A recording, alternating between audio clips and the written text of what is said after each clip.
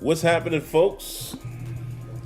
Welcome to the latest episode. What's happening, folks? Not only welcome Terrible Towel Tuesday to the latest episode, but what's also happening, folks? It is not only Hold on, guys. welcome Terrible Towel Tuesday to the latest episode, but also my bad. I see what was happening. So it looks like I had the stream playing in the background. So my bad, guys. So let me start over. What's happening? Welcome to the latest episode of Terrible Towel Tuesday. I am your host, SimFBallCritic, live from the virtual. Y'all know I ain't gonna say it. The Shore. I'm not saying that name. But this is not only Terrible Towel Tuesday, this is still table time. As you guys can see, we got Kenyon in the building. Somebody said that was the remix. Yeah, my bad, guys. I'm going to wait for y'all to catch up before I move on. So if everybody can confirm that you can hear me, you can hear Kenyon, and then we'll move forward. But like I said, I had the stream planned in another browser. I didn't realize it, so y'all was getting that double effect. But we'll give you guys about 20 seconds or so. Confirm that it is no longer echoing. Confirm that the music is not too loud. And hopefully we're okay. And as I do that, what I will do is I will run off the early hellos to you guys, and then we'll get it cracking. Jim Edmond, Michael Garman, Jared Devil, Brian Williams, The Real Deal, Cody Yo, Tony Barnes, Ali Howard, Miss Lanisha. Hello, Miss Lanisha in the building. Appreciate you coming through, hanging out with the knuckleheads. We appreciate that. Sound like Wilburn when I said that. Those that know. Joshua Shields, excuse me. I was about to call you Fields. 007. Father-in-law, Leonard in the building. Who else is in here? I think I saw Jordan Mid, Sippy Boy, Bettsburg. Y'all still didn't confirm? Thank you. Jared Devil did. He says we're good now. All right, let's get into it, man. Yes. Kenyon, anything you want to say to the folks before we dive in? Hello. Hope everybody had a great summer. It's about that time to get to this camp. Get with it. And let's be prepared and get hyped. And that's it. Yeah, man. It is that time of the year. Thinking about going up there. I don't know yet. Leonard, if you're hearing me say that, you let me know. If Tony comes in here, you know, Tony doesn't live too far from us. Tony still lives down in Maryland, but I'm thinking about possibly going to Latrobe because I've never been there. But then, honestly, guys, I'm going to be honest with y'all. I might as well do that, right? I don't know what the benefit would be. Me personally, I mean, we get other reporters, and I'm not even going to say reporters. We get a very go-to, reliable source in Alex Kazor and Steelers Depot that covers every practice. So for me to go there, is it just to go there? I mean, maybe. I've never been to St. Vincent. I've never been to a training camp. But then I also think I want to go to the New England game, which is week 2. So, you know, maybe I'll save my time driving a few hours to go see that. I don't know yet. You know, if Leonard wants to go, if Tony wants to go, because Tony, as of now, has never been to Heinz Field. See, I'm not going to, it's hard to call it the new name. Oh, look at that. Tony has never been to Heinz Field. And he never will again. So, but I don't know. We'll see, man. I don't know. I might hold off and just go to the game because I want to see if I can get 2 games in as long as big bad COVID and monkeypox is not a thing. We'll see. But yeah, I did all that rambling for nothing. I think I answered my own question. But anyway, let's get into it, man. What we're going to cover, of course, is what are we expecting from training camp. That's going to be the overarching point. We'll talk a little bit about Minkah's injury. Maybe we'll dive into that first. I want to talk a little bit, Kenyon, about Big Ben's comments about Colbert. Now, I didn't read all of the interview, you know, but what stuck out to me is what Ben had to say about Kevin Colbert, and I think that's interesting Right. We'll discuss that. And then along with talking about training camp, man, I definitely want to discuss position battles or what me and Kenyon think might be battles. Maybe other people don't. And that'll pretty much wrap up the show. But we do have a donation. And before I say I'm going to give the round of applause, let me make sure my software is up and running. It is from Cab So Fun. Round of applause.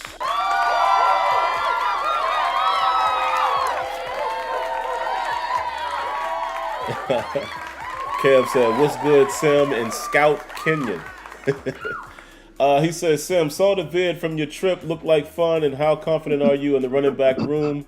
And I went to Latrobe when Le'Veon Bell was a rookie. It was fun going to training camp." Yeah, I don't want to minimize that. And that's kind of why I want to go. I'm just not 100% sure that we'll go this year. If we do, great. If not, maybe it might be cool to go to Friday Night Lights. I don't know. We'll see. As far as the trip, I think what he's referring to, guys, to bring y'all up to speed, most of y'all knew I was going on vacation, went down to Tampa. We spent, 10 days there? We went to Disney while we was there, surprise for my son. And it was fun. You know, the little video I posted is us at Hollywood Studio. We're on which ride was that? It was the Smuggler's Run, I believe. The Millennium Falcon Smuggler's Run. Great experience, man. So if any of you guys, I'm not even going to say if you have kids, whoever you are, whatever your age is, trust me, that ride is fun. The guy that you heard yelling in the background, shout outs to my man Aaron, he turned 50. He turned 50 last Tuesday, I believe it was. So that was a 50-year-old man that you heard yelling and screaming like that. That's how much fun he was having. You understand what I'm saying? And 50 is not old, by the way. But I'm just saying, you don't have to be a kid to have fun on that ride. So if y'all get a chance, man, check it out. And other than that, thanks for the donation. Appreciate it. Let's see. Somebody says, saw your logo. What logo? My logo? I don't have an official logo as of yet. It's in the works, though. But anyway. Man, Kenya, let's talk about the very, I'll say, small elephant in the room. The big elephant is Big Ben, but the small one is Minka Fitzpatrick.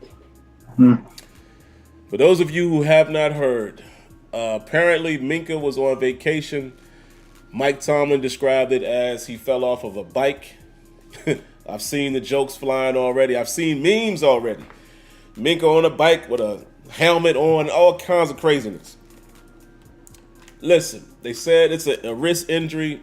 Tomlin is saying it's not serious. May offer some discomfort, but he doesn't expect it to be anything major. So, we got to talk about it. I definitely will let, Kenyon give his opinion because mine is very quick. I'm just happy it wasn't, and no shot, no shade to beloved Ben Roethlisberger, but I'm glad it wasn't a situation like that where I'm glad Minkah wasn't on a motorcycle doing 300 miles per hour. Or we heard about him kayaking in the heaviest water on earth. Or he did a skydive and opened a parachute like this much too short. It wasn't anything extreme. If he was riding a bike, anything could have happened. Something could have jumped out in front of him. The wheel might have twisted. The tire might have blown. You know what I mean? I guess all I'm saying is I'm not going to kill him for doing it because most of the time what we want to do as fans is we want to say, oh, he's stupid. Oh, training camp and the season. He's riding a bicycle. A bicicleta. I don't have much to say about that. I'm just happy that it's not serious. So that's my quick opinion on it, but we had to address it. But what you think, Kenya, man? I don't know. I already know what you think, but you can tell the listeners. No, I think I texted Sim. I think I texted him an emoji why, but then I thought about it. I mean, Sim is correct. Those situations you really can't. I mean, unless he's going to just ride on the beach and just go straight line and never do anything and ride softly, that stuff happens. You fall on bikes. You're supposed to fall off a bike. That's part of. It's just what's supposed to happen. You don't care how long you've been doing it. You can't. It's possible that can happen. So, I was just a little bit worried, but I'm not worried anymore. I think he'll be okay. As long as he's there when it matters, that's all I really care about. And actually, him sitting out is probably a good thing in a lot of ways. But I can't wait to see him back on the field and just be careful. I hope Steelers don't put something in his contract where he can't ride bikes in the off season. So, they do that. So, oh man. I'm just saying. So, yeah, that's pretty much it. It's not a long thing. I wasn't really too worried about it. So, yeah. Yeah, guys, and trust me, I think, me and Kenyon have talked and known each other long enough. I know his why was more like, no, we don't need nothing. Right. It wasn't really blaming Minkah. It was kind of like, no, why? But it happens, folks. I mean, what are we going to do? It happens. The sad part and the real truth is we know as soon as them pads come on, there's going to be some injuries anyway.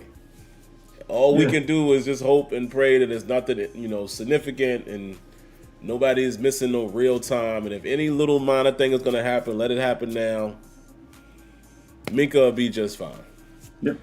Now, it was interesting to hear, man, that Tyson Alualu has something going on as well, but Tomlin did say he kind of would categorize that the same, nothing significant.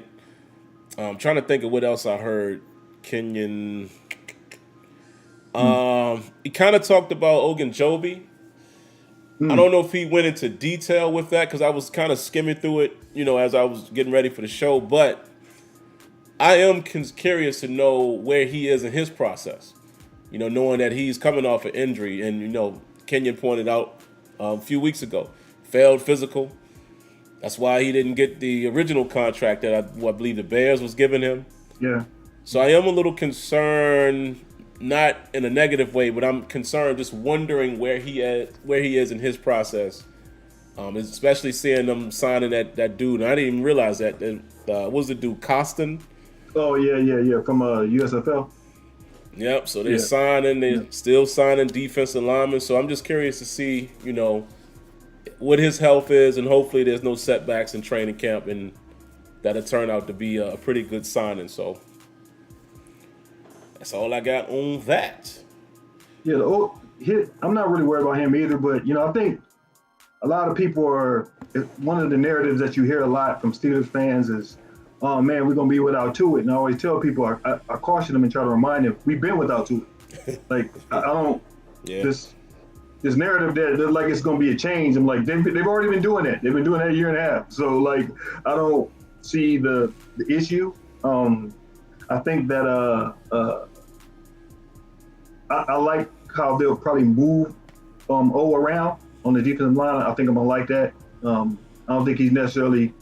I don't see him maybe starting in the base, but he'll be in there for especially for rest packages. And I think Tomlin said that in his in his presser. So yep. Yeah, I just wanted to contribute and and help us bring depth because I have good expectations for Loudermilk, and I think that and also I think they signed that defensive tackle because remember the one Steeler what's the kid's name that he retired with an injury. Remember he retired like a week before. Oh yeah. Remember Archie he retired. Bone. Yeah, Archie Bone. He retired. Okay. So that guy, they had to kind of replace him, and it's all camp bodies right now. And at this moment, it doesn't. I'm kind of looking at competition. I'm pretty sure they're gonna bring in more camp bodies, but I have a positive feeling on O. So we'll see how that plays out. But like I said, like I told you, Loudermilk I think he'll improve a little bit, and also don't forget DeMarvin Leal, and this also allows them to bring DeMarvin Leal along slowly, and that's to me I'm cool with that.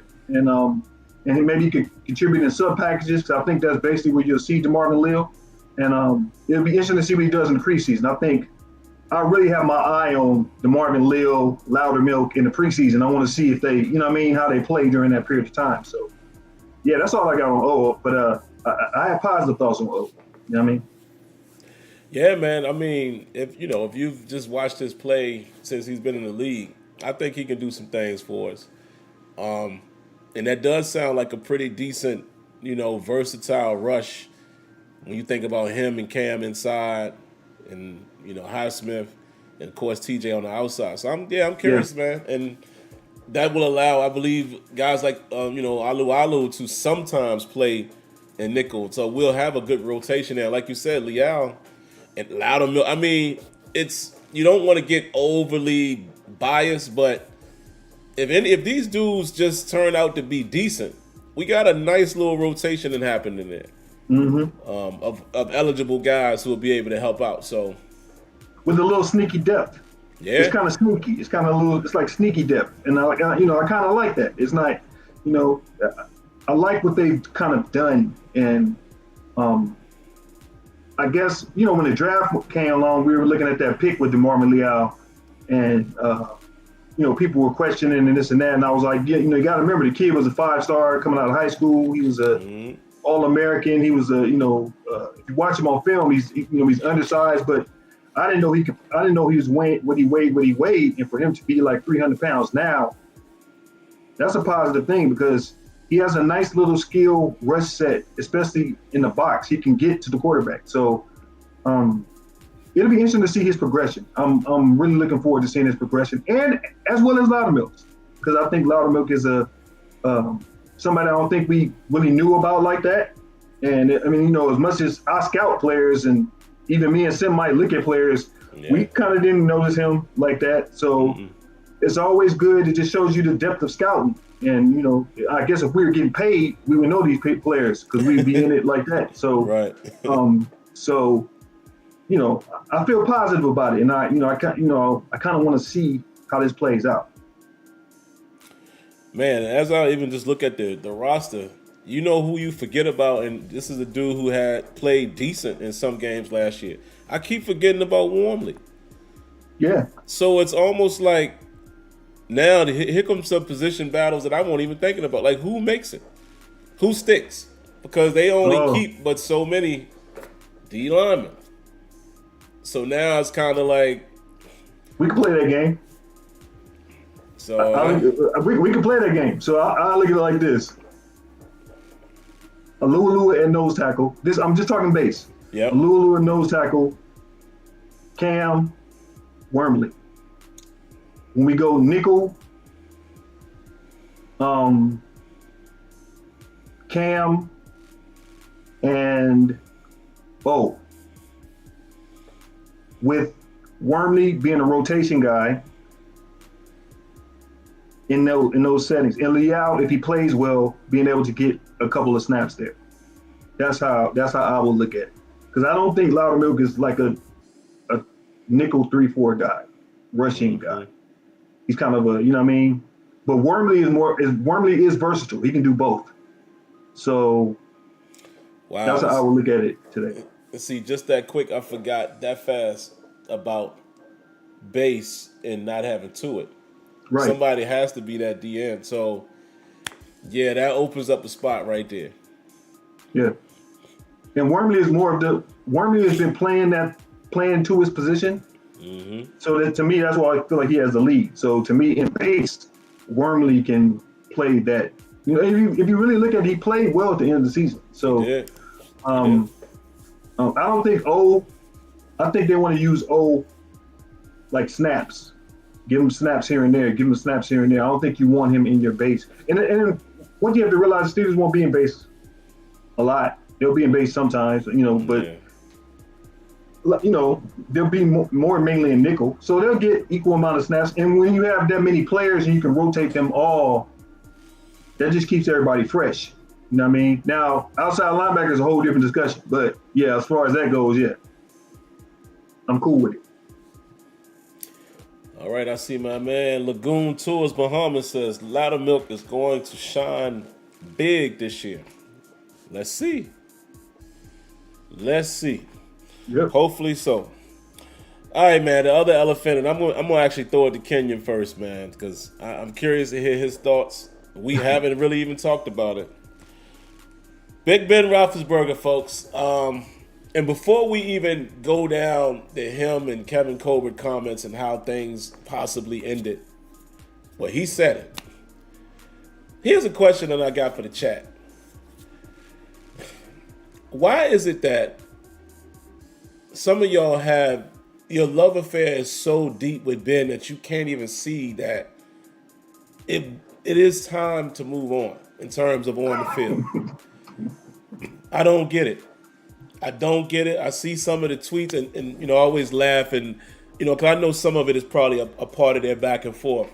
But like, if you watch Moats and Deke, Deke loves some Ben Roethlisberger. Like he, even just recently, he's saying, hey man, I think they should bring him back. And I'm like, let's be honest for a moment. We all have loved Ben Roethlisberger at some point. And maybe some of you didn't, but let's say if you did love him. Come on, man. It was time. Could he still play? Yeah, I guess. We said that last year. But is he the answer currently? Let me paint a little picture around it. Offensive line that's new, young, and trying to get better each year. That's not a good place for an older Ben Roethlisberger. Ben was one of the most sacked last year.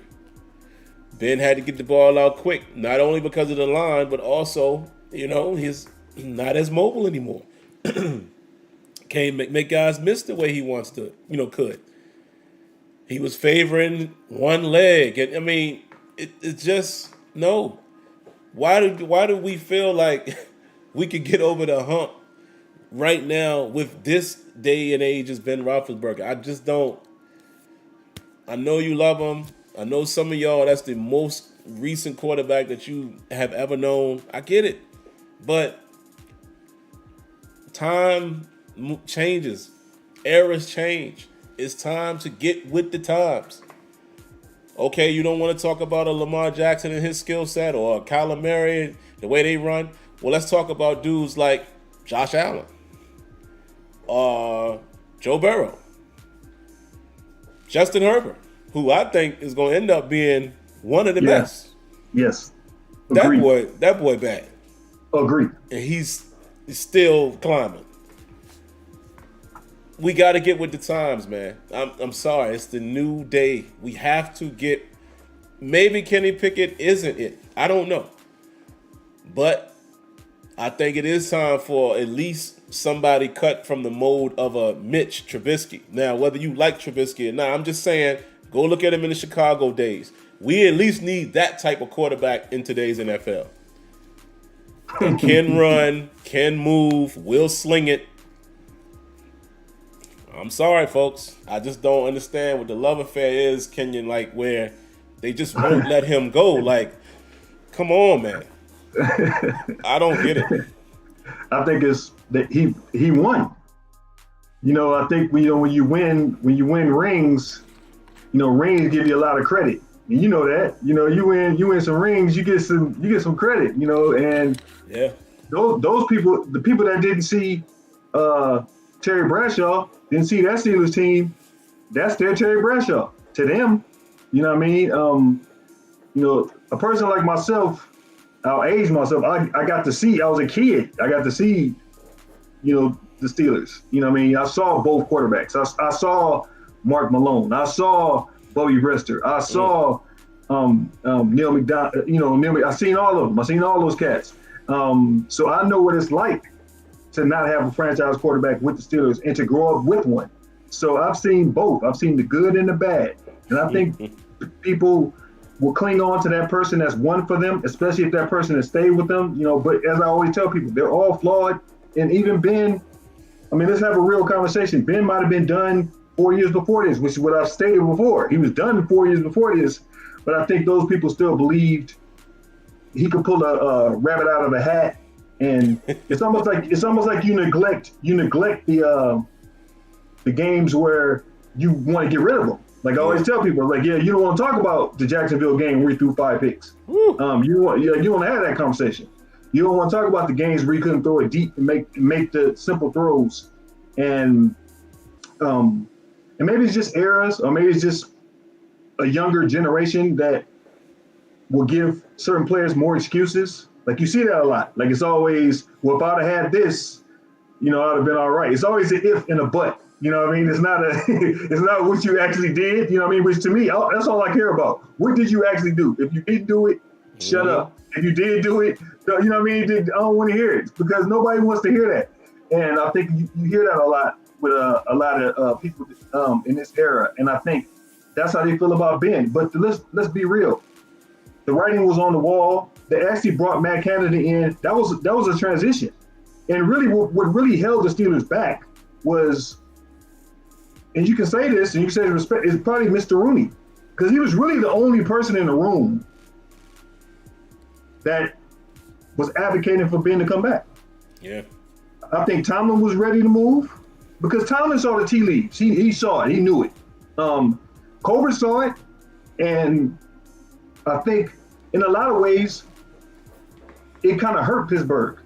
You know, it hurt us. You know what I mean? And you know, a lot of people get on Canada, and we'll see what Canada really is because it's his offense now. But you need a mobile quarterback because most offenses in the NFL, 80% to 85% of them run RPO offense. That's the offense that you see, which is a college offense. It's a college offense that you tweak a little bit and put your tweaks in, and that's what it is. As Sim said, I'll never forget this. Me and Sim were watching the game. We were texting each other. San Francisco versus Pittsburgh a couple of years ago when Pittsburgh went to San Francisco. And I remember Sim said, man, I wish our offense looked like that. Oh. We had a long text conversation about that. And I was like, that's the offense. That's RPO. And you know, we'll see what Mitch Trubisky can do. And does he fit perfectly in the system? He does in a lot of ways. And I was one that thought Kenny Pickett would start. I said that to Sam. I said, I think Kenny Pickett could start. But if Mitch can run the offense, I'm cool with sitting Kenny Pickett on the bench for a year. I'm cool with that. And maybe, as Sim said, maybe he's not the answer. But you have to transition the offense to what the personnel that you have and make it fit. And some people will say that's probably the reason why Claypool had a bad year. I don't really believe that. I just think it's a combination of stuff. And, you know, if you look at Ben and how our offense was stalled in certain situations, I think those people were still hoping they could make that 400-yard game with those 60 times and all that stuff and 50 times. And I'm like, no, man, he's more effective when he throws the ball 20 times. Yes. He's more effective when he throws the ball 25 times. That's when he's more effective. But you get caught up in the gunslinger thing, and you can apply this to other quarterbacks in eras which this has happened because it happened to John Elway. It happened to Brett Favre. You know, Green Bay was just smart. Green Bay was very smart and lucky that they drafted a quarterback and got Aaron Rodgers to step right in. You know what I'm saying? And I think, you know, if we've drafted somebody that's 1/10 of Aaron Rodgers and can, you know, and Kenny Pickett, hey, that's a great draft. But I'm not mad at Colbert. Colbert has to think about the future. He can't really think about, you know, this guy this quarterback that you have that's one for you. You have to transition at some point, and that's with quarterback, linebacker, wide receiver, running back, however you want to call it. It's just that's the way it is. It's an ever-changing system, an ever-changing door, and people walk in and out the door, and you appreciate what they've done for you, and that's it. It's, you know, when Troy was done, it was people holding on to that, and I'm a Troy fan. He went to USC, so you know how I feel about that. I'm going to ride with that, but I knew he was done. He couldn't run. Yep. So for me, that's, you know, you have to look at it in a wide span and not, you know, that's why Sim and I always tell you, we try to get emotional. We kind of look at it like, sometimes you just know. You have to look at it from a wide view. And, you know, those people that hold on to Ben, I mean, I guess that's cool, but for me personally, I don't want to have conversations about that because I feel like he was done 4 years ago. But that's just me. Some people would think he still has something left, but I just thought that was it. Because the decline, you can see the decline. You know what I mean? It's not that he couldn't run anymore and scramble. It was just the simple stuff it's the details. And Ben was never a guy he's not Tom Brady. He's not a guy that, he didn't come into the league with a chip on his shoulder like Tom.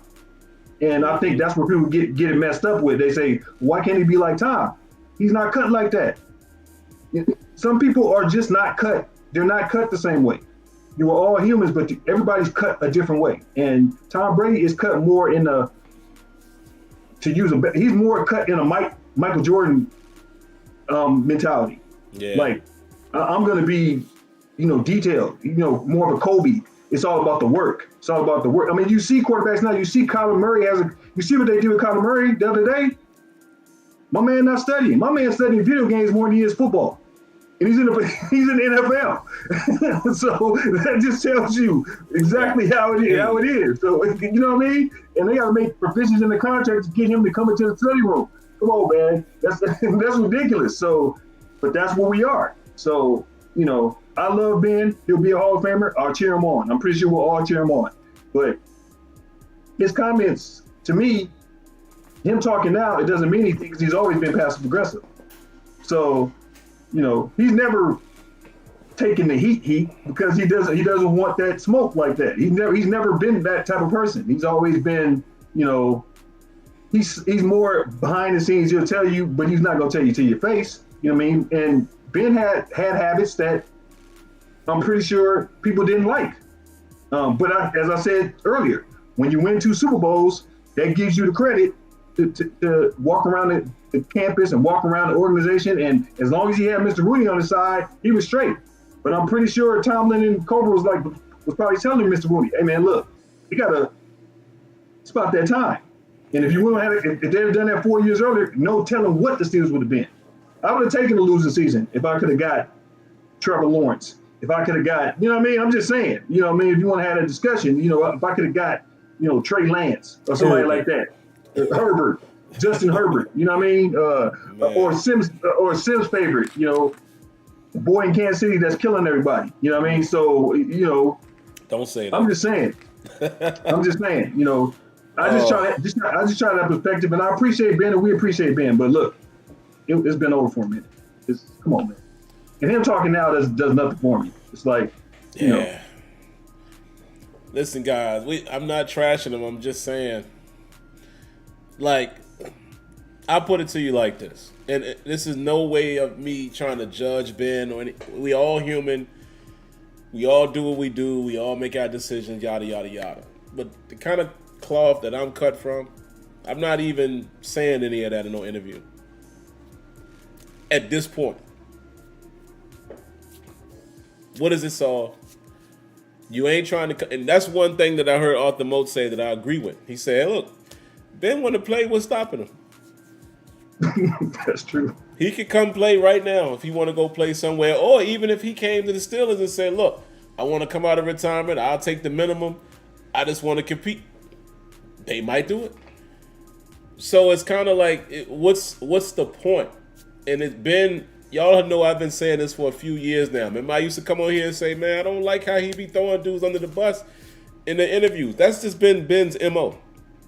Still love the guy as the quarterback. Yep. Heck of a player. I loved his toughness, all of that.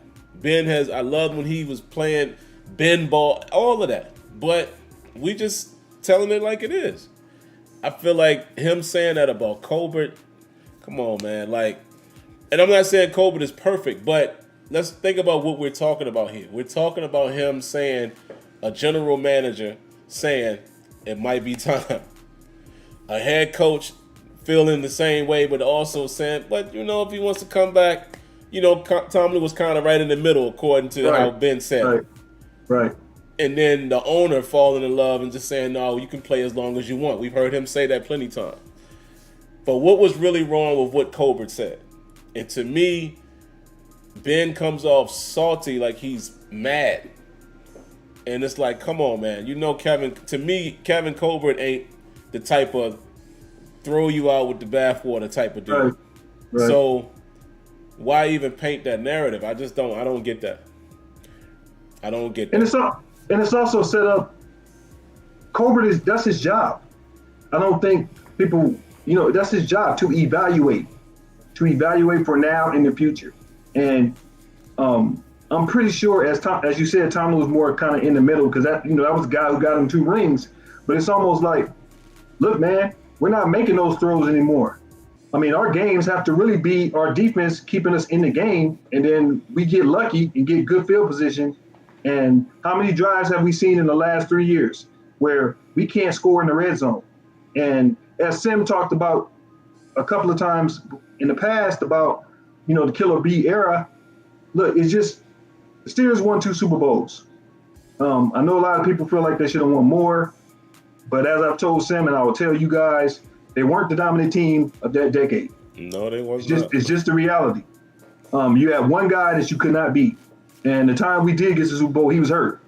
So you know what I mean. So it's kind of like, you know, you can have that conversation and convince yourself or whatever you want to, but look, they were better than the Steelers.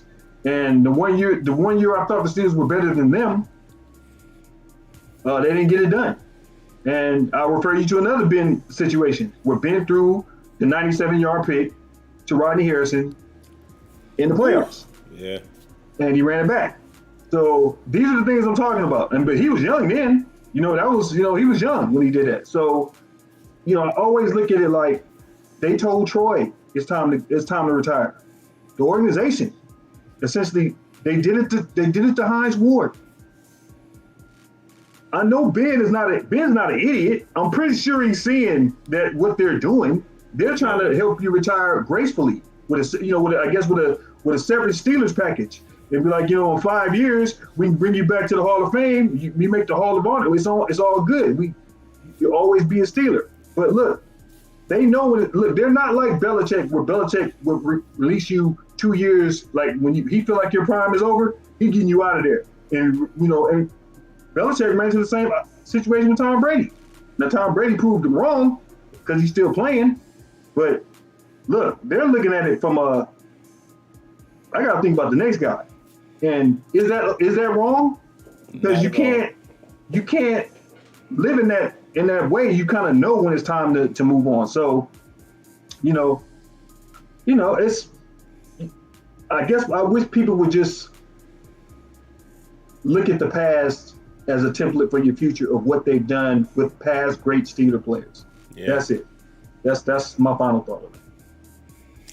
Yeah, you're right, man. I mean, what was it? I keep mixing it up. Was it 17 or 18 years Ben played? 18? Yeah. 18 years, dude. Like, it's not like the Steelers trying to let you walk after year 9.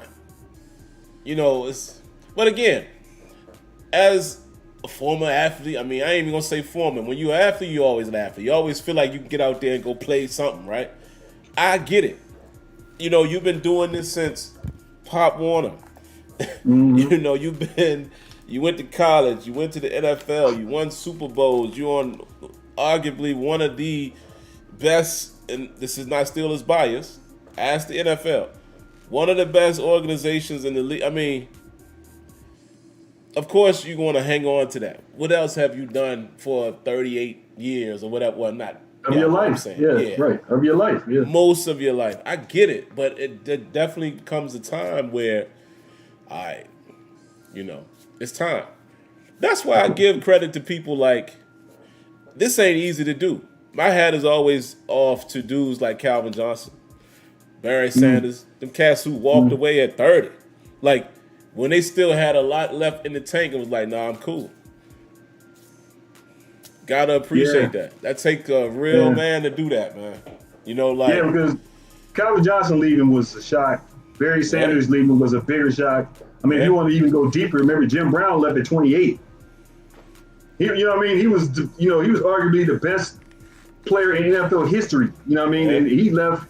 And, you know, now I understand Jim Brown's because he wasn't making no money like that. But I'm just saying, if it's the Barry Sanders situation, I've always said I'll never understand the Barry Sanders, but I do, because I think he was just so frustrated. And people say it was, but that was a key factor. Because he was looking over in Dallas and seeing Emmitt Smith just getting the Grand Canyon of a hole to run through, and Barry Sanders was sitting there saying, "I'm better than that dude. I know I'm better than him." You know what I mean? And he would have broke the record easily. Oh, easily. So it's you know, when you have somebody like that, and the organization, I guess you could say, isn't really helping you to win. And I think Calvin Johnson felt that same way. Like Calvin Johnson felt like I have the quarterback, but you know what I mean. But the other pieces, and their history is that they haven't won. You know what I mean? And in modern times, they haven't won in the Super Bowl era. That's tough. And as I tell Sim, I always respect Cleveland Browns fans. I don't like the Browns, but I respect their fans, because That's a lot, man. Lord, It's a lot to be in a division. Yeah. It's a lot to be in a division where every other team in your division has been to the Super Bowl multiple times, and you haven't won. It's like I have to respect them. You know what I mean? That they stick with them, and I feel bad for kids that got to grow up and they're Browns fans. Like they, you know what I mean? They're born into it. They have no choice. So now their whole life they got to get used to, you know what I mean? Disappointment and loss. You know what I mean? In some situations they have nothing to point to that can give them, you know, hope. So it's you know, it's just the way it is. I mean, it is what it is, man. It's just the way it is, and you know, I mean, look. I was mad when Hines, they ceremoniously let Hines Ward go. Yeah. But he was done. We knew it was time. Yeah. He was done. And, you know, it is what it is. Yeah, I just don't like the chat. I mean, listen, I can't say I don't dislike Ben Roethlisberger. You know, it's just like y'all have people that might even be friends of yours, and certain things you just don't like about. You got a cousin that you like, yo, that's my cousin. I love him. But man, he gets on my last nerve when he do this. That's how I feel about Ben. It's certain character things that he got I just don't rock with. Like, what is the point now? Now, some people would say, oh, well, he's speaking the truth. I get it, but like I said, maybe we cut from a different cloth. It's some stuff it ain't for everybody to know. I know, and they know. That's all that matters. Yep. I ain't got to tell the world. So TMI, man. TMI. Yeah. But that's him. That's who he's been. I mean, but yeah, one quick side note, man, then we'll move on to just what we expect from training camp and position battles.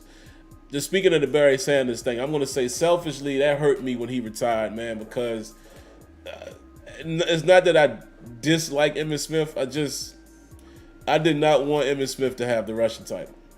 Right. That was Barry Sanders. Barry Sanders, to me, clearly was the better running back.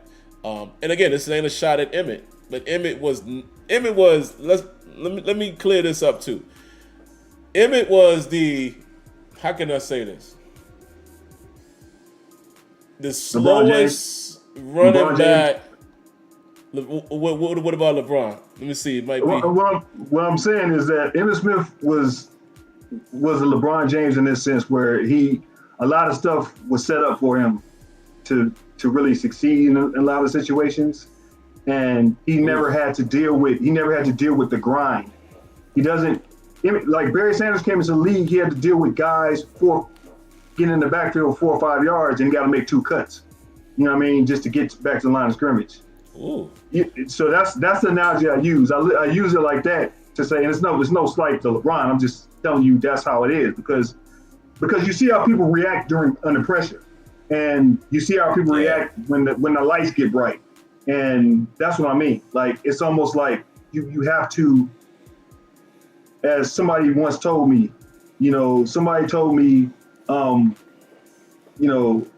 don't forget your name, show your game.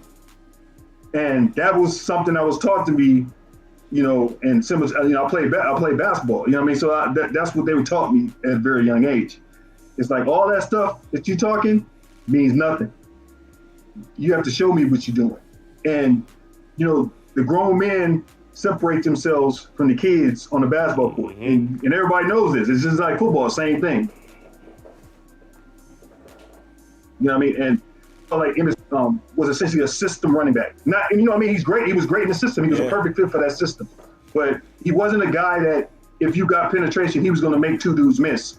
And, and I always felt Barry Sanders was that thing. Did it hurt Barry Sanders in a lot of ways? His running style was so unorthodox that you almost had to set your offense up for him because you didn't know. I guess similar to Le'Veon Bell, where, you know what I'm saying? Le'Veon Bell wouldn't succeed in certain offenses because of his running style. Barry Sanders was the same way. And, I guess the most apt comparison for Barry Sanders would be somebody that we never saw play, but you saw film was Gale Sayers. They had the same similar running style. You know what I mean? So it's watching those guys play, you say to yourself, oh man, they were so dynamic. Emmitt Smith was like, he came to work every day.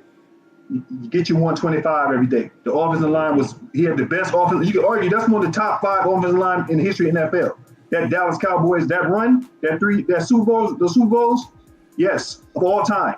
Yeah. And Emmett was running behind that. Now people say, well, Barry had that offensive line, but I always tell people, Barry ran different than Emmett. So that little simple hole that Emmett, the one thing Emmett had was he knew what holes to hit. He was north-south. He knew exactly where to hit. Barry Sanders is not like that. He might see a hole over here. He might do that. That's just his style.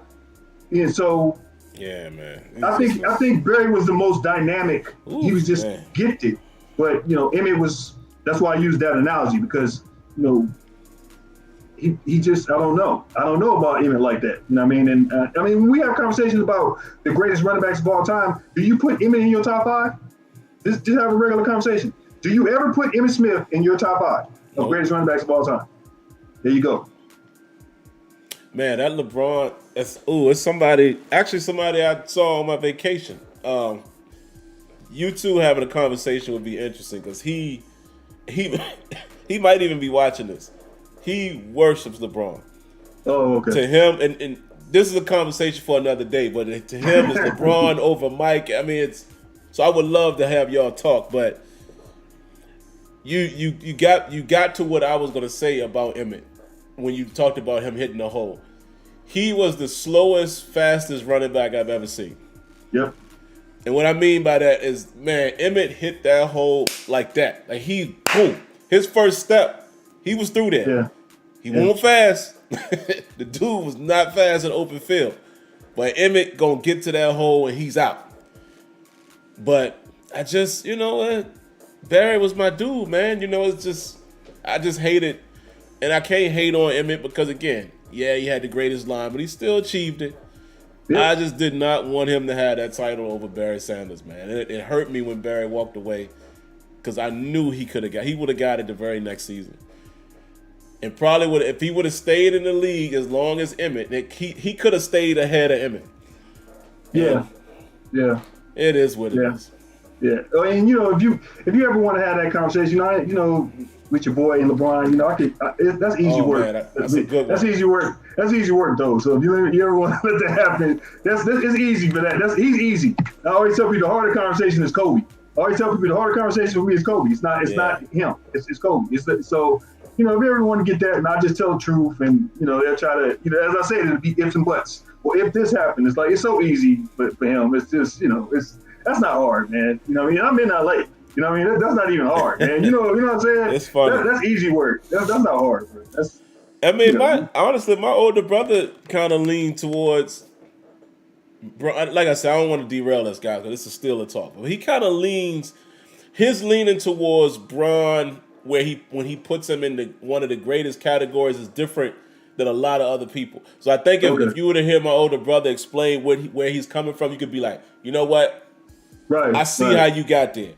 Right. Even though I still rock here, right. I can see what you're comparing it to, the physical attributes. Like it's different. It's not just he's better than Mike. And I'd be like, whoa. See, my brother don't say that.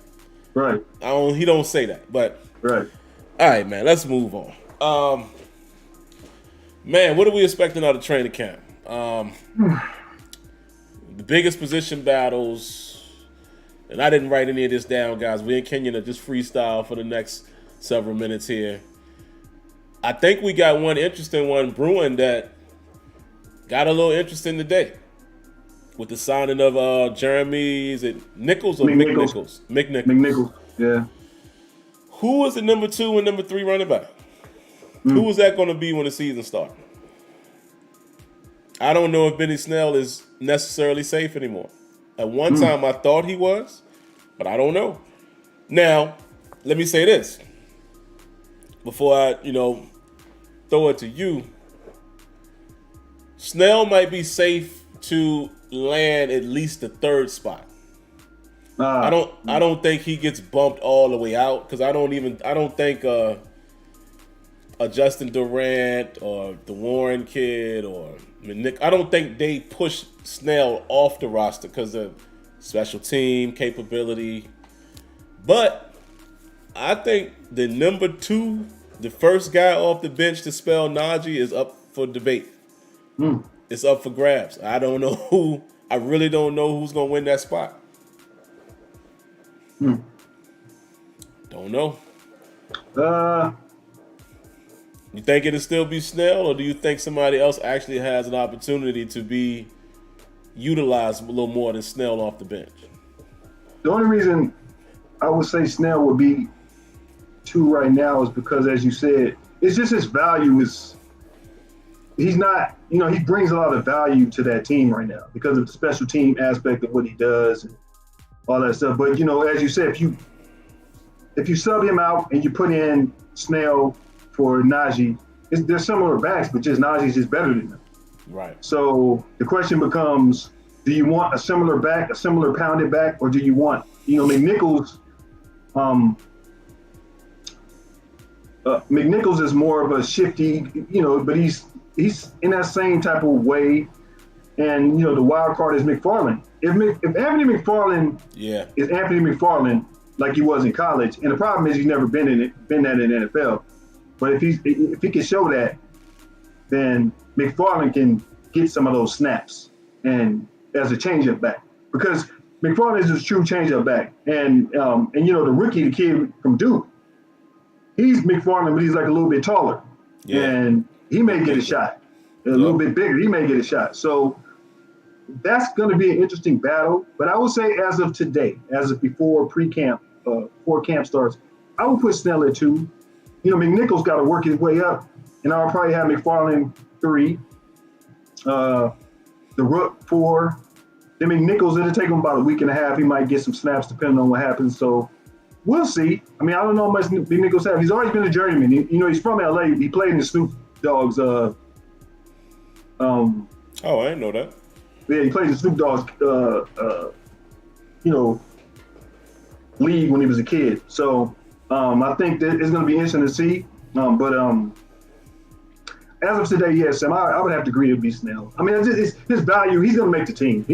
His value is he's a special teams guy. He's really good on special teams. And look, he's had moments where he's had good games. So and had good stretches, moments in games. So, but he's not fast, and he's not as good as Najee, which is why they drafted Najee. So, as of today, I would put him at 2. But that's a people in the chat. That's a fluid situation for me. Don't quote me on that. Very fluid, man. Because what I often wonder is, we always have heard the story, and I don't think it's hard for us to believe it.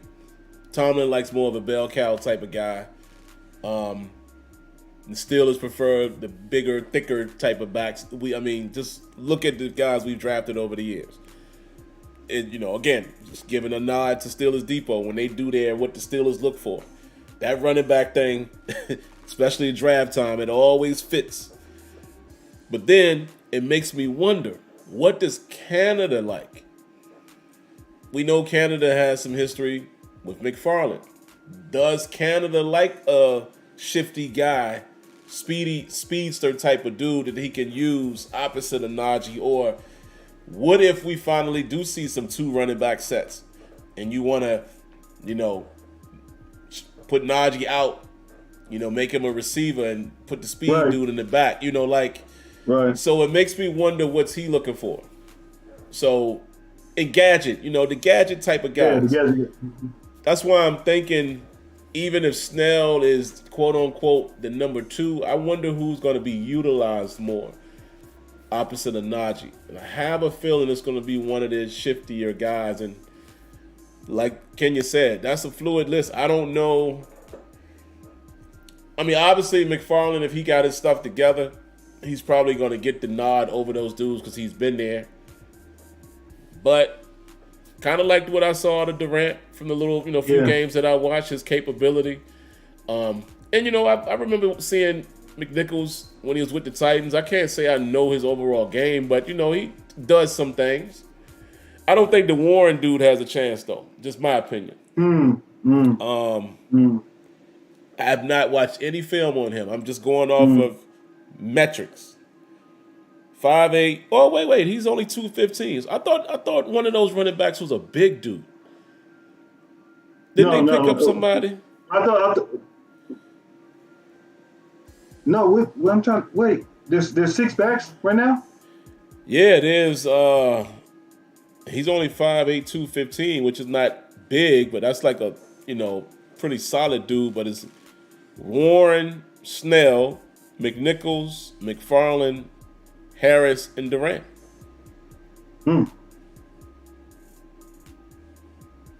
McNichols is listed at 5'9", 214. We know McFarland is listed at 5'8". He's 193, so he's the smaller of the bunch. Benny Snell is more of the mold that they go for 5'10", 224. And then we know Najee just a horse, man. Not even fair.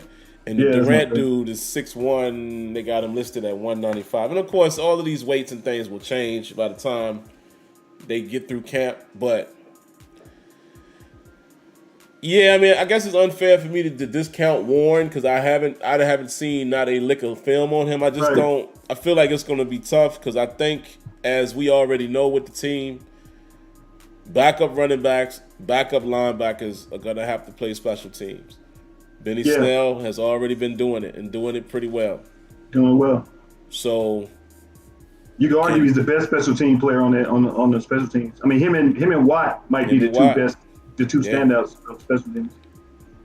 Absolutely. Okay, it's going to be interesting, man. So there you go. There's another position battle that I didn't even really realize was something of importance to watch. But we'll take a look. Let me see. Let's throw another one out there. Okay. What do you think, Kenyon, because we know this is not a guarantee, but let's go under the assumption that the Steelers keep 6 wide receivers and not 5. Who will they be? Current receivers right now for everybody listening: Calvin Austin, Miles Boykin, Chase Claypool, Deontay Johnson, Anthony Miller, Gunnar Olszewski, I don't know how to pronounce his name, but Gunnar O. George Pickens, Steven Sims, T. Snead, I don't know his first name, T. Vaughns, Kobe White. Those are all of your receivers. Who are the 6 if they keep 6? And it gets even trickier if they keep 5, but who are the 6 receivers in your estimation? Deontay, Claypool, Pickens, Austin, Miles. And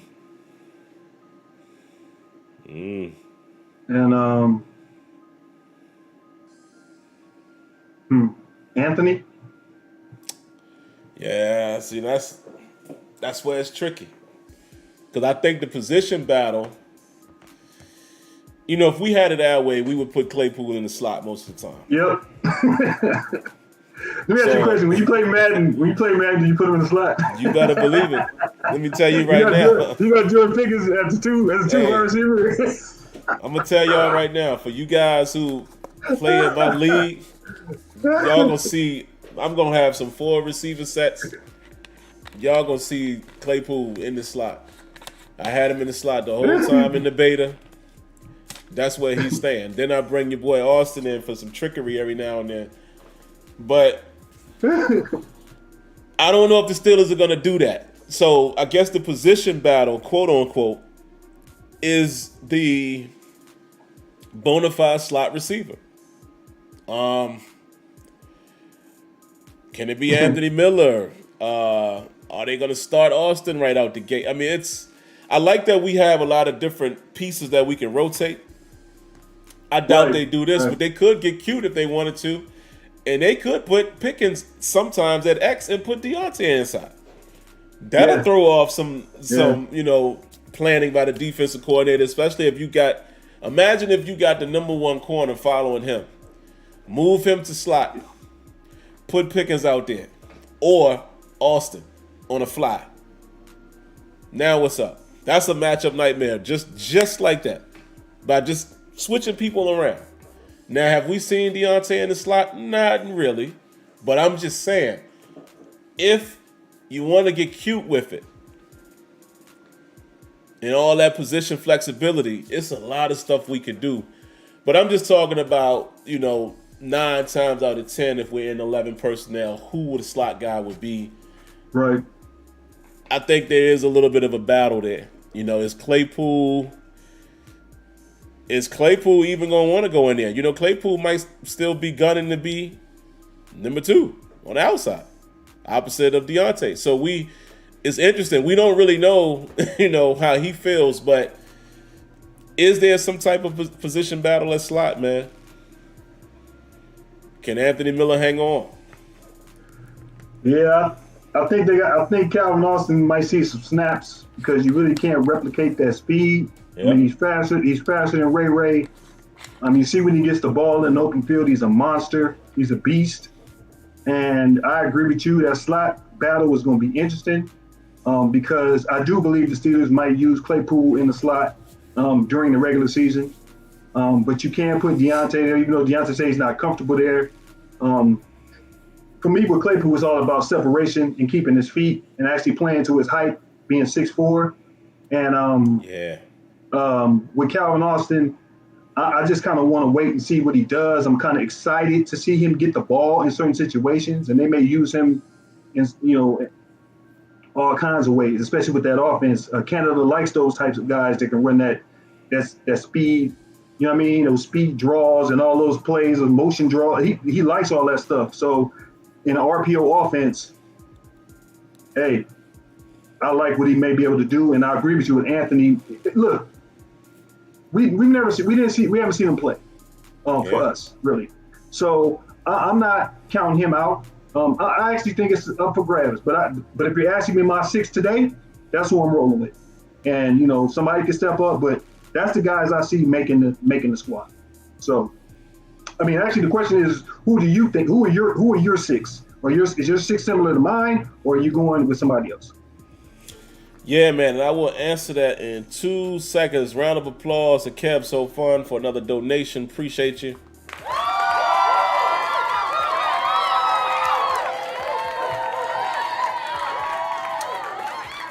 He said he would put Calvin Austin as a gadget player because of his speed and trick plays. Absolutely. And I think my 6 definitely matches Kenyon's. Let me just read them again just to make sure we had the same people. Deontay Johnson, Claypool, Boykin, Pickens, Austin, Miller. I would do that, which means Gunnar O, you might have to go. And this would be... But he's special teams. That's why I didn't put him in there. I didn't put him in there Steelers thing because he's special teams. But see, here's what I'm thinking. Can I get away with doing what we did with Ray McLeod? Can a guy like Austin perhaps be a returner? See, we don't know this, so it's just all speculation. But I guess what I'm saying is if it comes down to having to decide on 6 receivers minus a special team player, because now, if last few years we've only kept 5 receivers, which allowed us to have a position elsewhere. If we keep 6, now we're trimming fat somewhere else. So would we keep 6 and a special teams returner? Because then you technically have 7 capable receivers. So I think if we keep 6, Gunnar O might be gone. And they might look for a guy like maybe Anthony Miller can return punts or Calvin Austin. So, but that would be my 6. Now it gets tricky if it's 5, man, because wow, if you have to keep 5, man, I think Boykin probably is the odd man out, but I don't know. Realistically, yes, that would be the case because you're not going to cut Calvin Austin and you're not cutting George Pickens. Deontay, Claypool. Now you're talking about, are you going to keep Boykin? Well, wait a minute. I'm tripping. It's easier than I thought. I think if we keep 5, I might take Boykin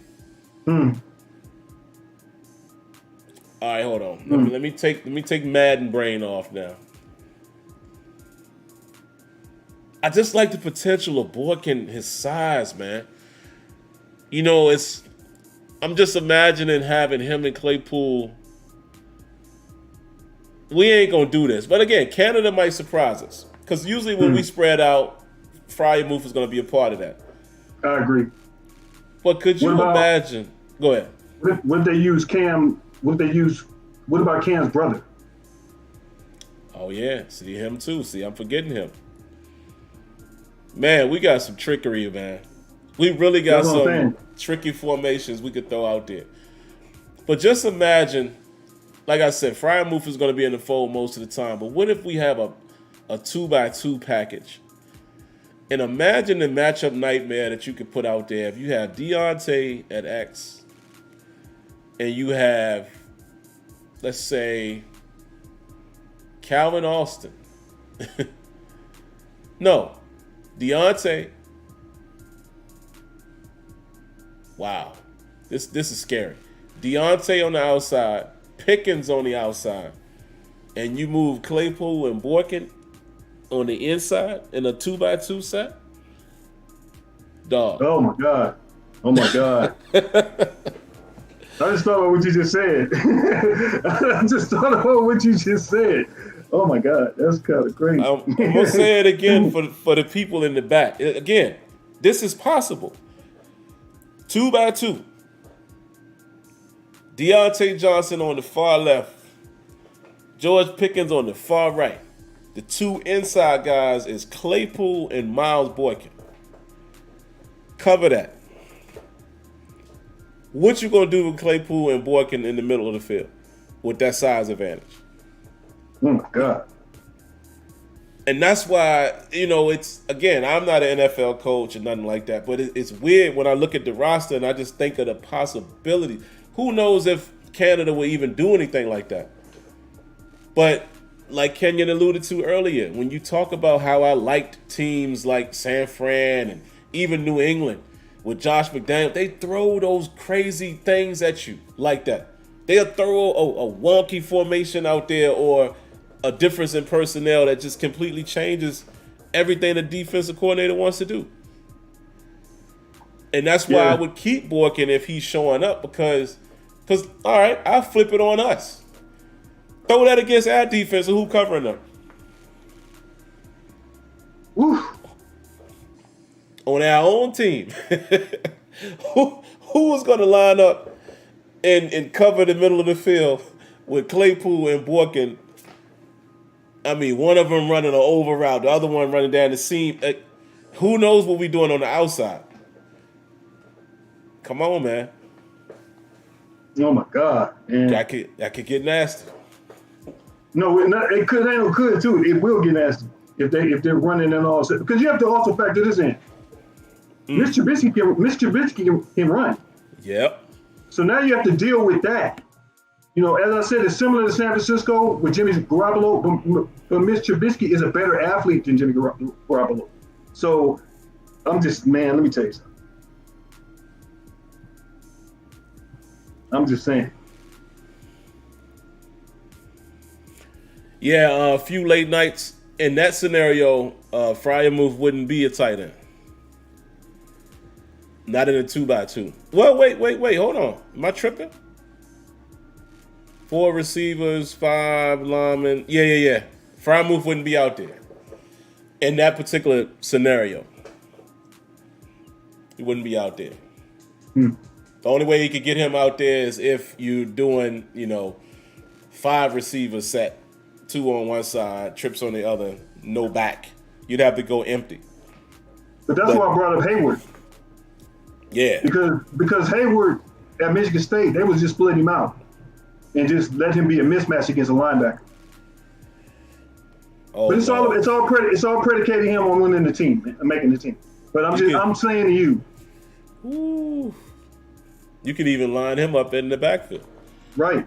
If you want to give Najee a break. As an H-back. Oh, man. Dog. I don't even want to dream that up because we ain't going to see that. And if we do, man, let me tell you something. Y'all, If Canada comes out with something like that, y'all can't tell me nothing about Matt Canada. If I see that formation with that personnel, Canada has my vote for a long time until he blows it. What you mean? What you mean? How much credit do you get? I mean, what is it? You get a 1 year, a 1 year, a 1 year thing? That is nasty, bro. Wow. So yeah, that's why it's interesting, guys. Like, I didn't want to stay too long on the receivers, but that's who I would keep, and that's just my thought process. If we had to keep 5, I want to keep Borkin in the fold only because of his size and speed capability. I know people are going to say, well, he never really show up. I get it. It's all about what ifs and projections. That's the only way we can go off of any of this stuff. Right. So that's why I want to keep Borkin.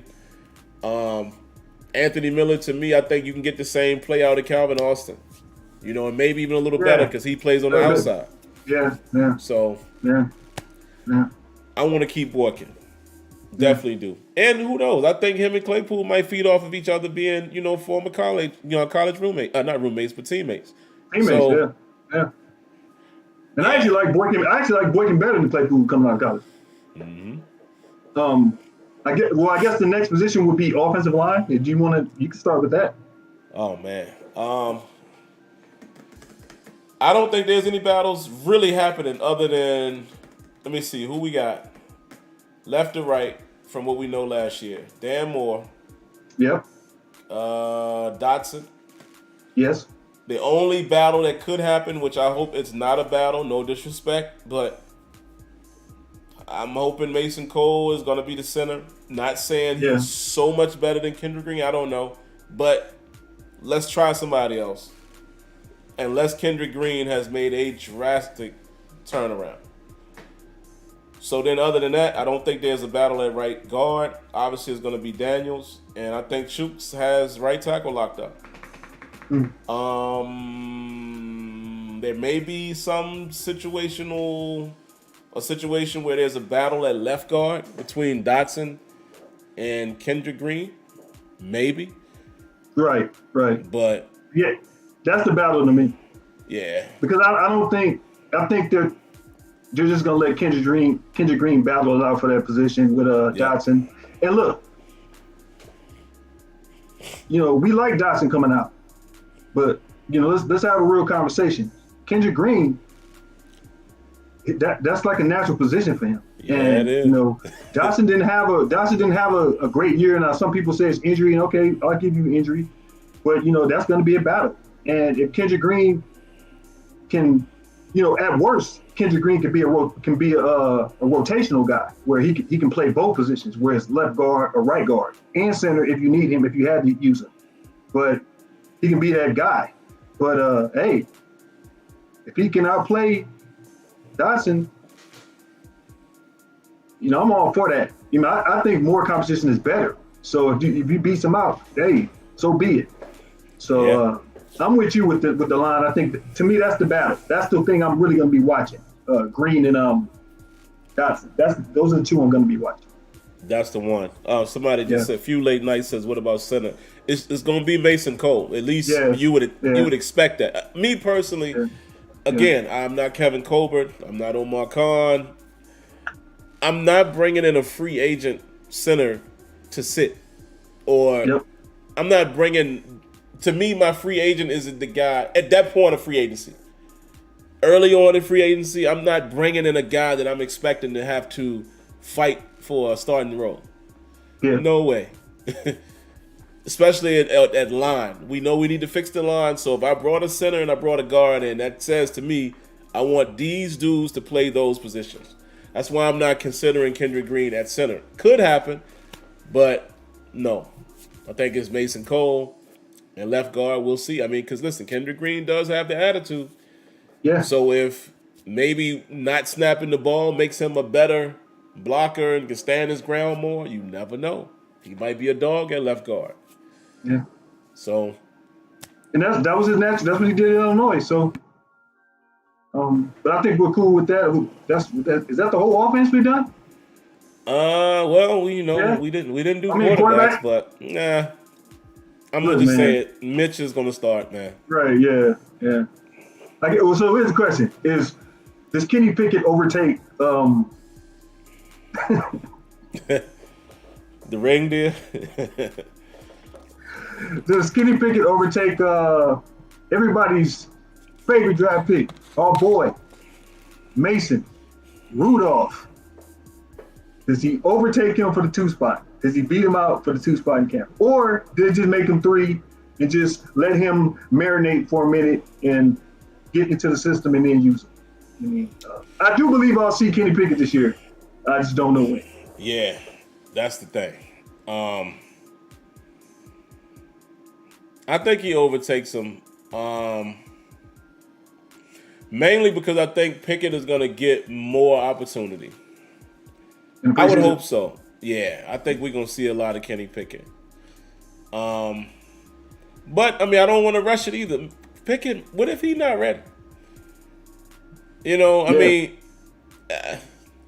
I don't see where, no disrespect to Rudolph. Listen, my son's name is Mason. I'm always going to have a soft spot for that name, right? The name Mason is always going to make me perk up. But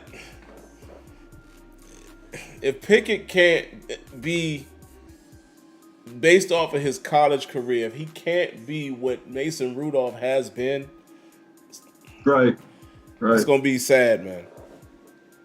Because again, like Kenya said earlier about Trubisky, what else does Pickett have in his arsenal? He can run. He can run. So I imagine he's going to make a few plays in preseason where he's scrambling around and getting out the pocket, just showing some life back there. If he can't beat out Mason Rudolph, it's going to be a sad day. Do you think Mason's going to make the team? Man, I don't know, man. The more and more I listen to people, I think there is some merit to the fact that maybe Rudolph gets traded if a team needs him. Now it makes it a very interesting room then, because then now we're talking about Trubisky, Pickett, and Oladokin. Now that's interesting. Imagine if something happens to Trubisky early, and we got to throw Pickett out there. Pickett, right? Because I'm going to confuse him and Pickens. Pickett and Pickens. Yeah. So imagine if they both get hurt and you got to play Oladokin. Oh wow. That's what I'm saying. And then Oladokin go out there and ball. I mean, killing it. I mean, I'm talking about looking like Michael Vick part 2. No, I agree with you. I think it's the only reason I would say Mason would keep that spot is because he's there. He's been there. He knows he's been there. And I think the Steelers they're really like, they might bring Pickett along very slowly and really see what he is and let him get into the system and see what happens. But I do, I'm with you. I think preseason will say a lot about him. And I'll look forward to those games. And actually, to be honest with you, I'll look more forward to seeing Pickett play in the preseason games. I'll be really interested in that more than Mr. Trubisky. I don't care. I mean? I just want to see Pickett and see how he progresses, and that's it. Yeah. I mean, look, the best scenario is to have a Patrick Mahomes situation, man. Let them sit on your bench for a minute and let them learn a little bit, and then or Trey Lance. I mean, Trey Lance hasn't played. Now he got I think now he's getting his shot, and so that will be an ideal scenario where you can win and still have that guy. In the fold. So. Yeah, I'm with you on that. And listen, man, Mitch might do all right, man. I mean, I know everybody keeps posting his Chicago highlights, but the fact of the matter is, we only remember the bad games he played. Nobody looks at his record. Nobody looks at. I mean, I've been watching like on, every now and then if you're on Twitter or something, NFL.com or somebody or one of the sites will post records, and his winning percentage is higher than a lot of dudes. I mean, I'm just saying, like, that he's not nobody is looking at him as being a franchise guy, obviously. He's going to really have to earn that for any of us to ever. If we sitting here by week 12 and we like, oh, man, I don't know, bro. That's a good Yeah. problem to have. I'm not gonna be Yeah. mad at that. You know what I'm saying? Not gonna be mad at that. He might turn around and play decent in that offense. Look, I'm just gonna say this. I have a friend who's a diehard Chicago Bears fan. Just like we Steelers fans, he's a diehard Chicago Bears fan. He's from Chicago to the depth. Has a Chicago Bears tattoo. Oh, I'm telling you right now, what you just said, if you said that to him, he going crazy. you wouldn't make it off the podcast. You wouldn't make it off of the show. I'm just telling you what our conversations are like when he talks about Mitch Trubisky. He was laughing at me when we got him. Yeah. He was laughing at me. So he will tell you everything you're talking about. Yeah, and look, I was arguing with him. I said, look, he took him to the playoffs. They went to the playoffs. He was like, I don't care what he did. No. And he will tell you he is not good. Now, I have a positive outlook on Mitch Trubisky. So I don't want to get caught up into that. Because if you listen to him, he will convince you that he's terrible. He will convince you that he's terrible. So I'm just saying, I'm a wait and see approach. Yeah, me that's too. it. I'm gonna be optimistic. One thing I can give him, and without giving him too much praise, Mitch Trubisky had moments. Go look at some of his, outstanding throws. Moments. Not saying he's a great consistent, but he had moments. That's all we need him to do right now, because let's not forget, he's just the bridge guy. Yep. That's it. We drafted Pickett, and that's all we need Trubisky to do is win while we groom the next quote-unquote franchise quarterback. Yep. And if he mess around and he ends up being I know somebody gonna laugh at this too, but think about the time period. If he mess around and ends up being a Nick Foles for us, I'm cool. Yeah.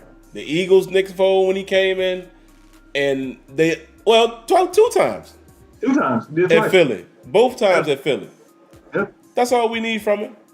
Now, I'm not talking Super Bowl. I'm just saying, if he can play good with pieces around him, that's all we need from him. Not lose the game. Not lose the game.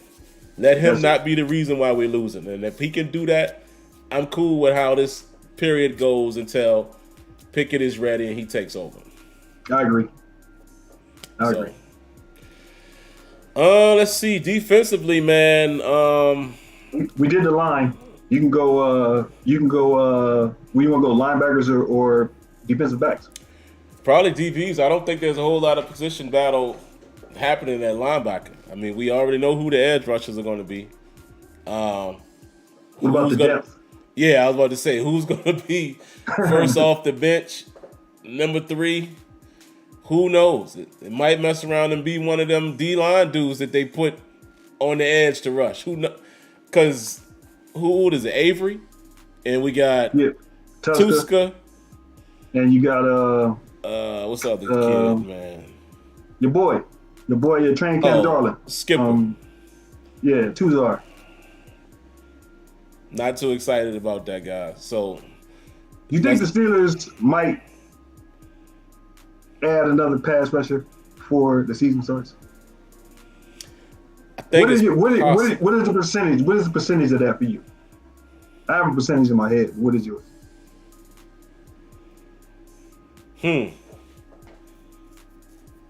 I'll put it a little under half. I'll say maybe 40%. Okay. And I think they're going to wait to see what happens with final cuts. I don't think we see any movement now until everybody's cutting down. Let's see who's a higher tier than the free agents currently out there that got cut. And I think if it's a guy out there, if it's a guy like him, he wasn't cut. But if it's a Melvin Ingram, Ingram type of dude that got cut, not him, but I'm saying somebody who had pedigree, can play. Maybe they go get a dude like that. I just don't know who's in the pool right now. I don't think that pool is very deep. But it could be somebody that's going to get cut. And I think if that happens, we might see like a Joe Hayden type of situation.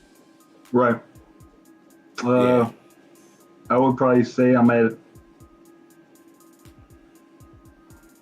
maybe 51%, maybe 52%. Okay. I think me and you've had this conversation. I kind of like some of the stuff Tusker does.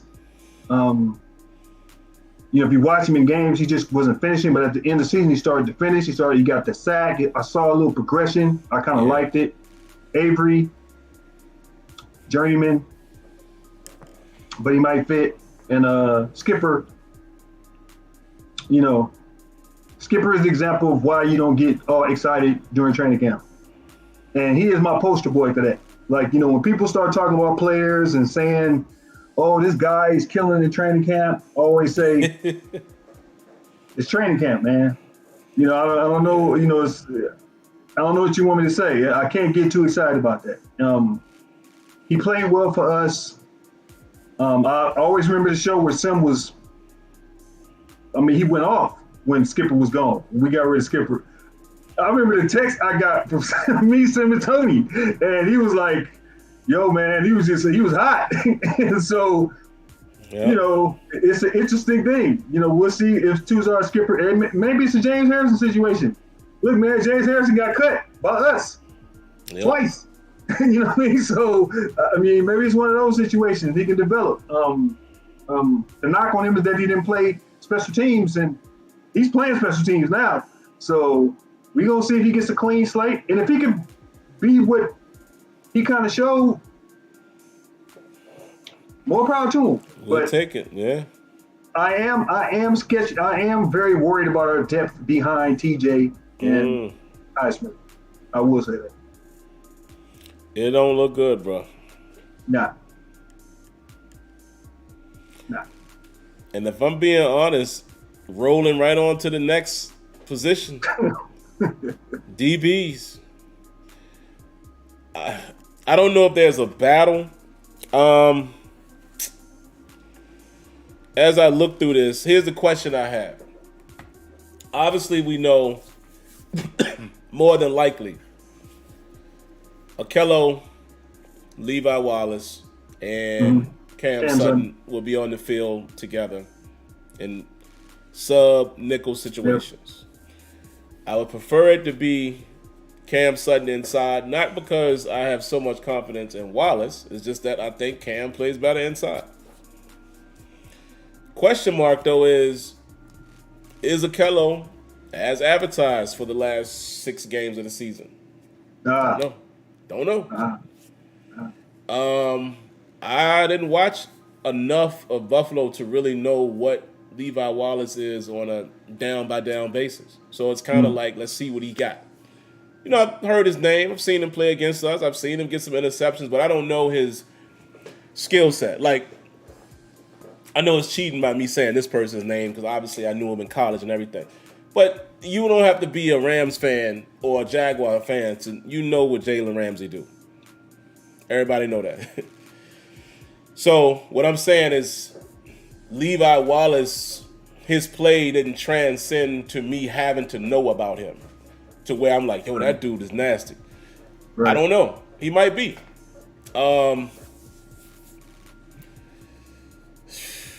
Let's look at these names, man. James Pierre. I'm not out on him yet. Confidence probably got shook up a little bit. Yeah. But Justin Lane.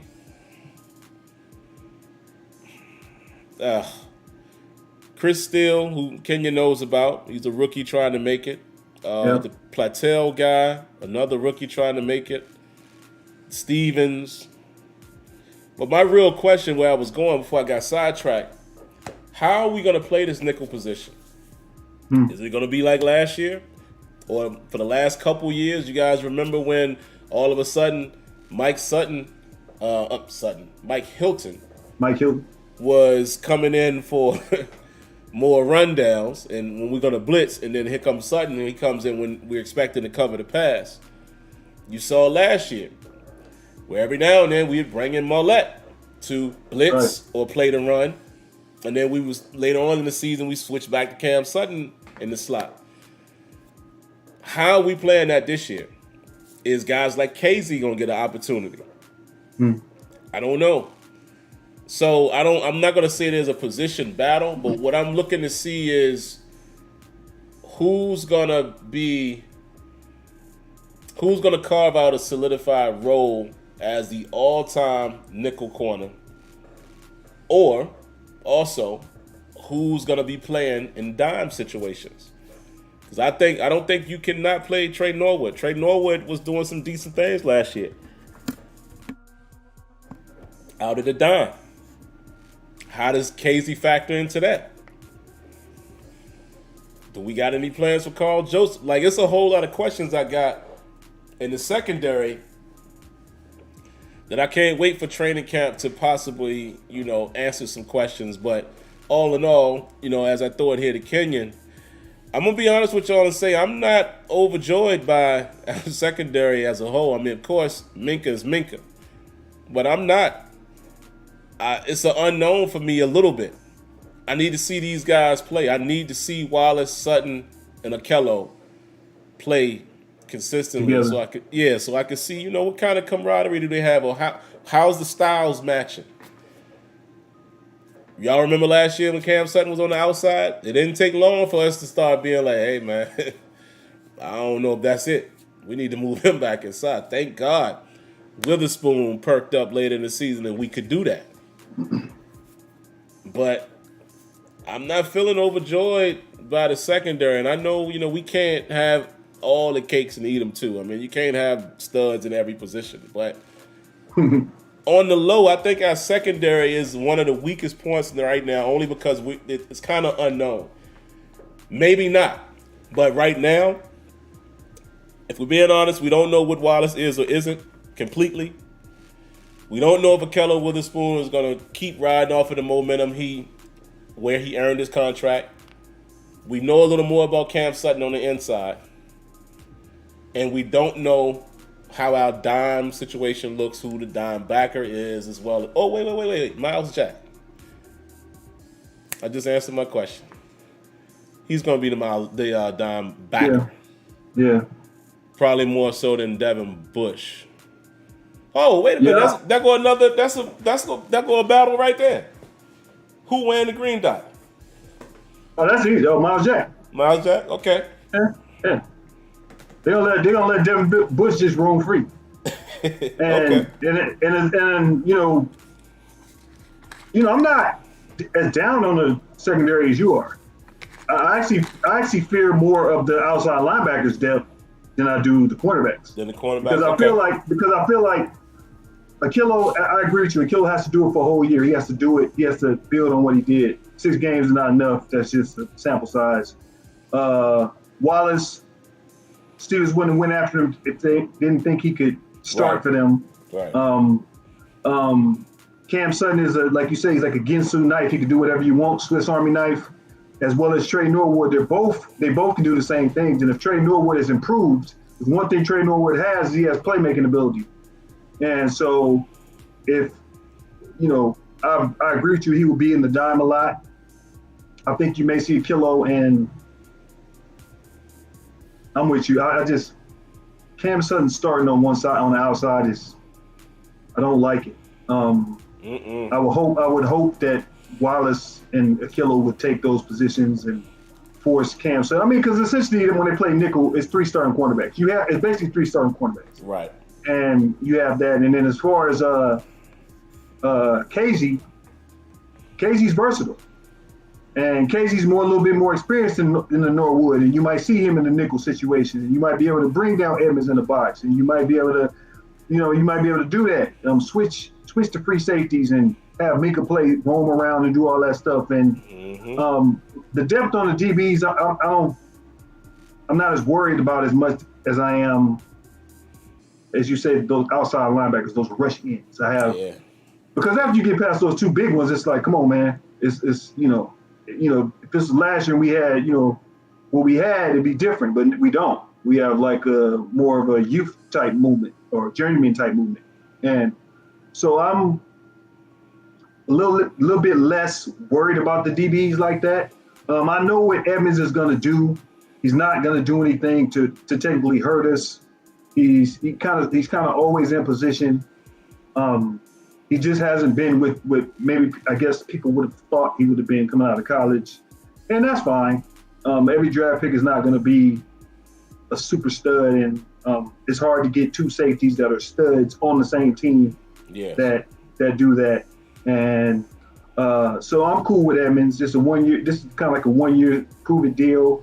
And I guess the way my mind works, and Sim will tell you this, is I always look at players in college and say, yeah, that might be a position we target. So I'll be looking at Georgia and watching somebody like a name everybody should remember is Keely Ringo, the cornerback at Georgia, because he's 6'1", 6'2", and he's a monster. And I'm like, yeah, he come right in for Pittsburgh. You know what I mean? So, and Sim knows who he is because we know about those kids. So I'm a little less apprehensive about them. I think the DBs might be okay, especially with him taking over. With Terrell Austin taking over, he said he was going to be very aggressive. And so what does that mean? And I can only go by the template of what he's shown us when he was a coordinator like Cincinnati. And, their DBs were aggressive. And he likes those big corners on the outside. He likes that. So a little bit less apprehensive about the DBs, man. I have a pretty good feeling about it. Don't say that, the real deal. The Antoine Blake. Ugh. I had a love-hate relationship with him. But yeah, I agree with Kenyon, man. I am worried, but again, that's the beauty of sometimes, man, just being able to share thoughts and opinions is I can look at it a little differently now after what Kenyon said. Is if you put the depth of one position versus the other, you might feel a little bit better about the DBs than you do the outside linebackers or just edge rushers, period. Right. I saw somebody ask about, they said, what about Stenner? I don't know how you pronounce his name. Oh, Steiner? Yeah. It's going to be hard for him, man, because I think what's going to be difficult for safeties is you're not moving Minkah, you're not moving Edmonds, and I think Casey's actually, Kenyon outlined it. I think his being a veteran and his abilities and being versatile and all of that is going to keep him around. And Trey Norwood is a 7th-round investment that you didn't even know was going to end up being what he was. Yeah, and Mike Tomlin loves him. Yep. Now everybody's going to point to the Chargers game. Yes, he made a rookie mistake, which is still crazy because he played it perfectly earlier in the game. But it happens. But he played well. I've seen so many people say that kid is a bust. No, he's not. Go back and look at some of the great PBUs he had last season. Yeah. And again, we talking about a 7th-round pick that only played situationally. He didn't play the whole game. And he made some decent plays for us. Shows a lot of instinct. So I think it's going to be hard for any other safety, man, to crack. I say the 4 right there, right off the bat, is Casey, Norwood, Minkah, and Edmonds. Yeah. It's going to be hard for another dude to run them off. And a 7th-round pick is not a bust. That's why I laugh when people tell me that. Like, when you're in the 7th round, that's not a bust. That's the last round. So you know what I mean? Your expectation level for the player shouldn't be high. You know what I mean? He was a rookie last year, and when he was at Oklahoma, Lincoln Riley used him the same way, Swiss Army knife. Put him at cornerback, put him at safety, put him at, he was kind of like a freestyle guy. He was a playmaker. You just put him on the field. So he basically did the same thing. And as Sim said, that Chargers game, he made a mistake, but he's a rookie.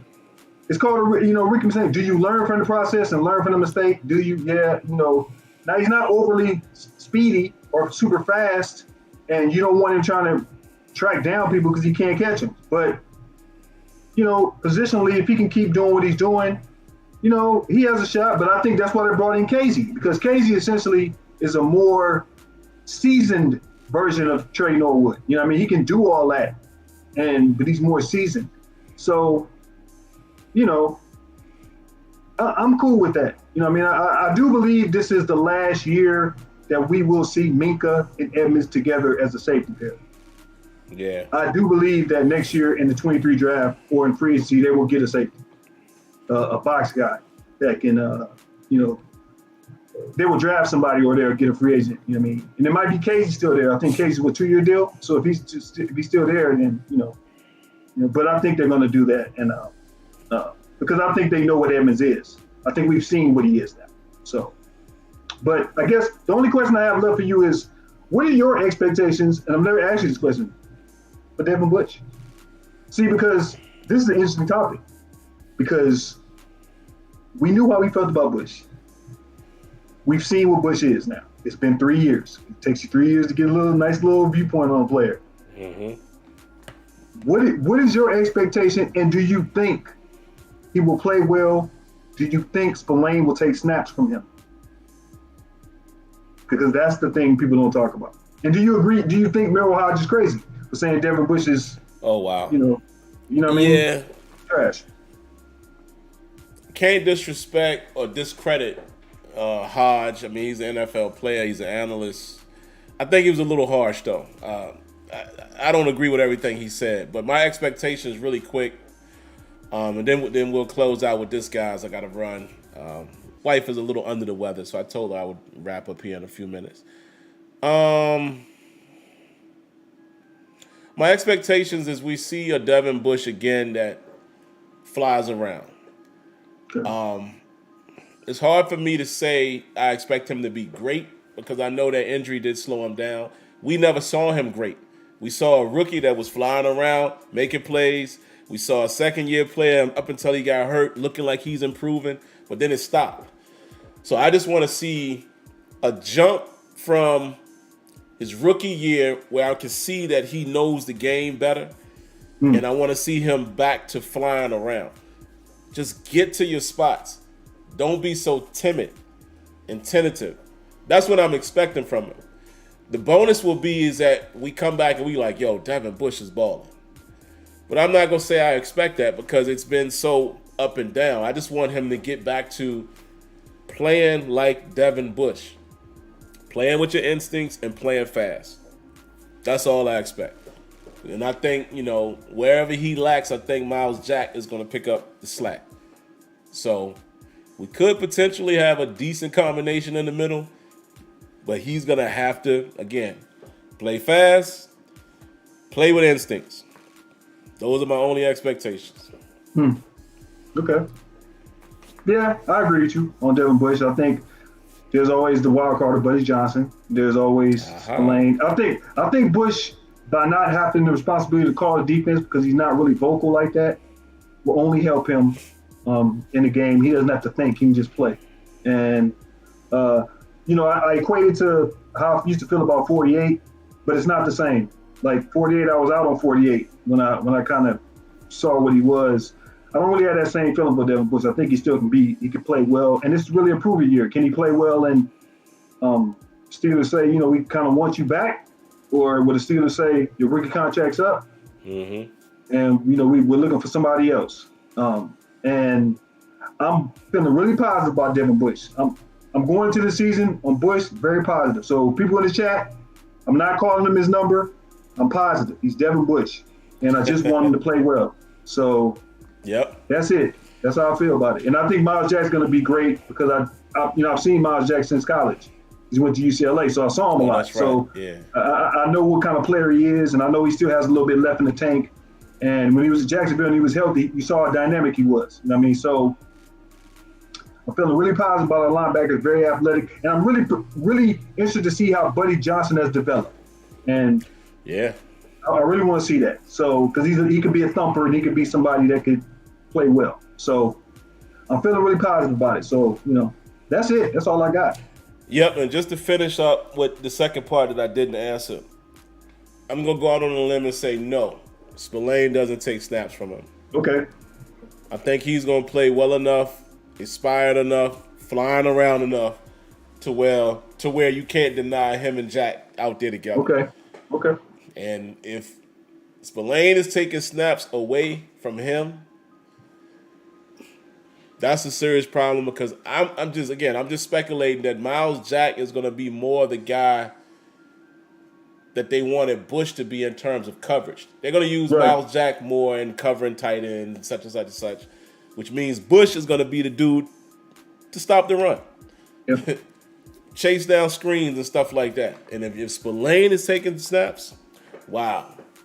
it didn't turn out good. Nope. It didn't turn out good. Round of applause to C. Antoine Hill as we wrap up here. Thank you for the donation.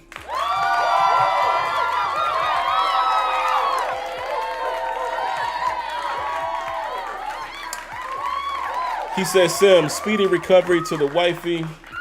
Thank you for that. I think Bush could win most improved player. We shall see. Yeah. We shall see. And as far as her, it's nothing serious. You know, she's just feeling a little under the weather. I will say this, that I was telling Kenyon earlier. Hopefully it's not Covito, as I call it. Her younger brother, you know, guys know I was in Tampa. We found out that he tested positive for COVID Sunday morning. We were all together all week. I was in the car with him, going to Disney, all of that. None of us have tested positive since then. None of us are showing those type of symptoms. So hopefully it's not that.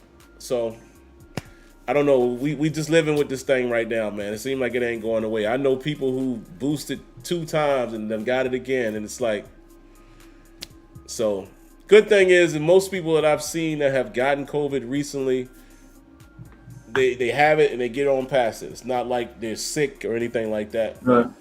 So yeah, hopefully it is not that, and hopefully I don't test positive. I didn't this morning. I'm going to test again on Thursday. I don't feel any type of way. Yesterday, I will say this. I have had the runniest nose in the world, and that's supposed to be a symptom. I've been stuffy, and I've had a runny nose all day yesterday. Not so much today. Could it be a fluke? Could it have been COVID? I don't know. All I know is I have not tested positive. So hopefully it stays that way. Exactly.